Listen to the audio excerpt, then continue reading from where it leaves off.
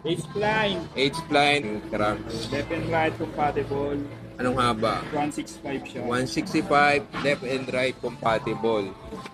H-Line spindle. So, wala pa siya kasamang bottom bracket guys. Pili pa kayo. Pero meron din tayong Marami rin tayong yan. bottom bracket. May mga headset din sa enemy. Kompleto naman yan. Front hub axis V2.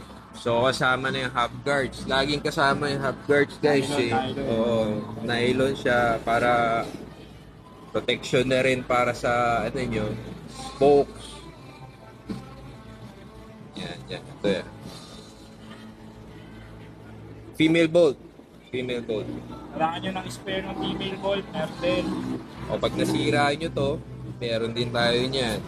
Spare tayo niyan. Sa hubs natin, meron tayo ng Sonic.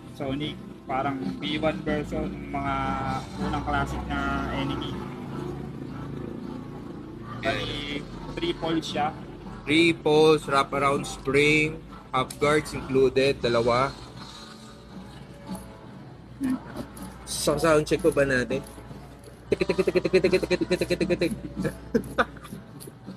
Maingay ito pag mag-isa ka lang.